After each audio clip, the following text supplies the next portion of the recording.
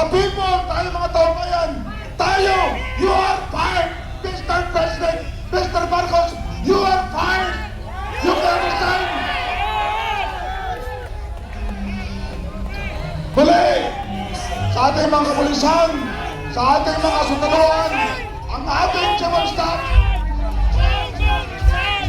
ang inyong commander-in-chief, ay hindi lamang magtatakaw. Ito ay isang tabak, ito ay isang tratado.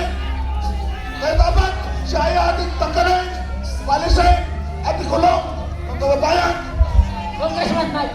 Mga kasama, dito na po, atras po tayo. Hindi pa ho tapos ang pangyayari ngayon. Una ho sa lahat, pasalamatan natin si Senador Amy Marcos sa kanyang mga sinapit na pananalita. Nananawagan po kami sa lahat ng ating mga kababayan na malapit dito, na pumunta, makiisa, makibahagi sa ating pakipaglaban. At yung binanggit ni General Pongis, ang ating pong mga opisyales sa Armed Forces of the Philippines, ang ating pong mga opisyales sa kapulisan, ang ating pong simbahan katoliko, ang ating mga kababayan, wala lang po tayong kulay, dilaw, pink, pula, berde, magkakaisa po tayo, laban to ng sambahanang Pilipino. Attorney Harold Respicio.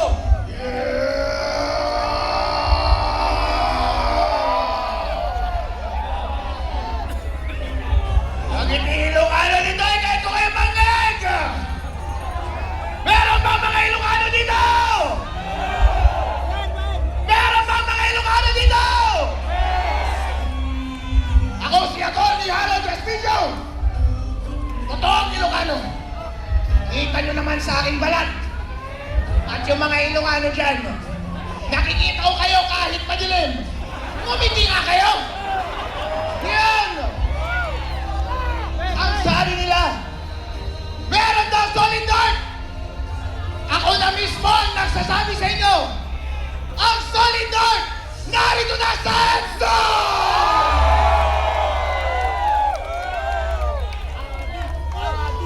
Ako ay bumali pa, papunta dito sa Maynila.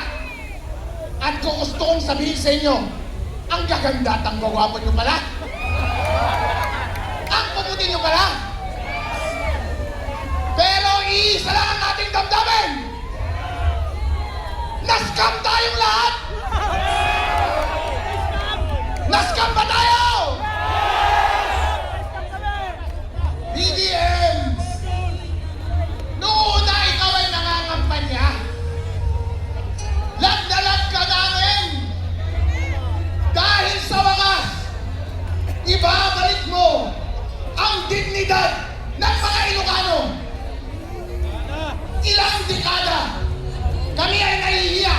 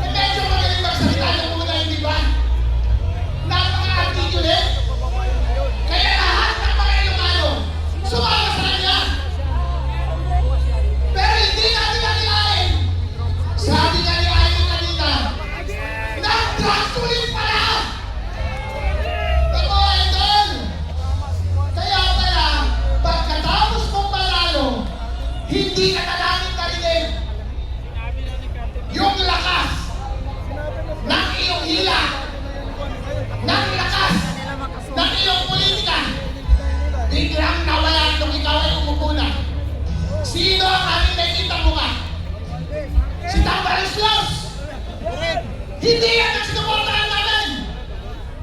Lahat ng ginawa kanila! Lahat ng ginawa nila! Puro magalaw! Anong nararamdaman namin? Hindi nakakahiya! Ano pa ang ginawa mo sa kapwa mo Ilocano? Ako Ilocano ako. Lahat ng nakikita kong pagkakamali ng iyong gobyerno linalabas ko sa social media. Ano ang ginawa mo? Kinasuhan mo ako at pinakulong mo ako! Bukit ng manong! Apayin na natin yung kanyang DJ! Ba't gano'n? Arrestuin si George Garcia! Arrestuin si George Garcia! Arrestuin! Si George Garcia! Na hindi kasalanan ni Marcos. Si George Si Bongo Garcia! Marcos. Pero bossing, sa sobrang mahal mo, hindi mo na natatantayan ng tao mo. Kasalanan mo yan! Kung hindi ka gumagawa ng trabaho mo, dapat pa masyang manatili sa pwesto, hindi na!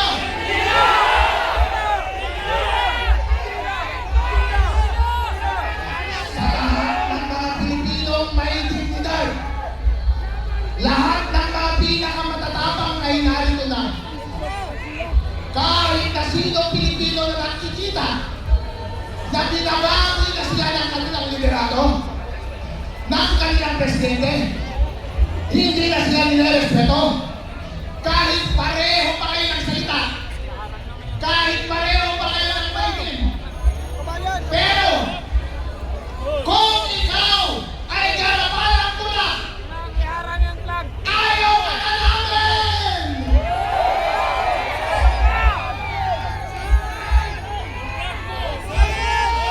Marcos resign! Marcos resign! Marcos resign! Marcos resign! Marcos resign! Marcos resign! Mga kababayan, pagkakahirap natin! Ano ang panawagan ni Amy Marcos?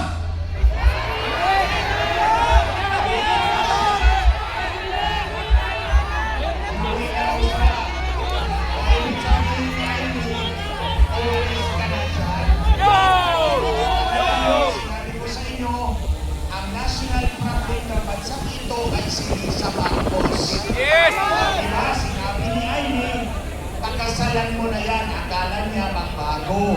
Yung pala, silang dalawa, tandem sa booking. Ayun! Ngayon, itong 100 billion na in-insert nila sa budget, tinatanong nila, bakit kailangan mag-insert kung pwede mo namang ipasok sa National Expenditure Program? Simple lang ang sagot. Kapag nasa NEP, si Congressman ang tatanggap ng sohol, hindi si Marcos. Kaya kailangan ni Marcos mag-insert ng 100 billion para ang tombats sa kanya lahat. Hindi ang droga, kundi ang pagnakaw ng pera ng sambayanang Pilipino ay lay that blame directly on Marcos Jr.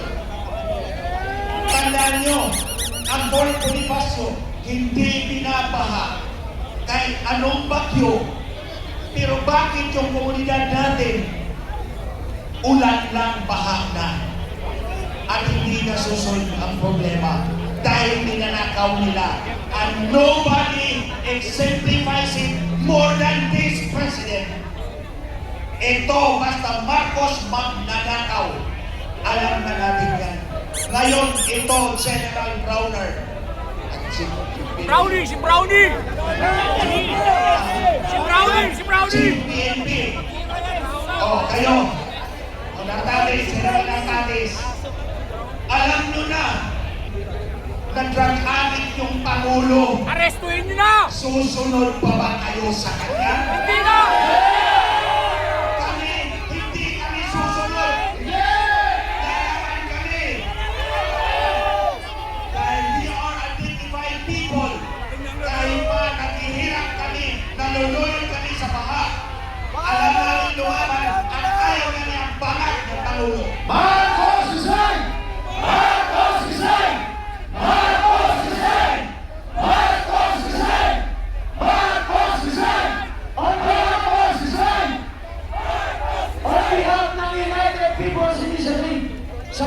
punong General Romeo Pulis at hundreds ng military uniform personnel.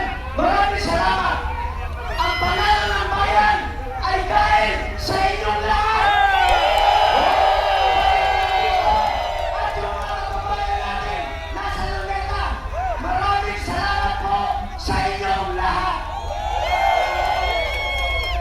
Ulit patawagan natin, General Romeo Browner, sir. Nung humarap kami sa inyo, sinabi namin lahat ng problema ng bansa sa harap ng mga senior generals from J1 to J10. Ngayon yung napatunayan na ang sinasabi ng mga retired ay tama. Ngayon, General Browner, sir, inuutusan ka ng taong bayan. Chief PNP, General Martinez, inuutosan ka ng taong bayan. Tama ninyo ang mali. Huliin ninyo ang nagkasala. Pamabayan ang lahat ng nagkakaw. President Marcos, you are fired. President Marcos, you are fired. Romualdez, you are fired. Huling panawagan, magkaroon pa kayo ng inyong mga kaibigan. Celebration natin ngayon hanggang bukas. Magsisindi tayo ng kandila. Magpapasalamat tayo at magdadasal tayo. Pasalamat sa ating dakilang lumikha.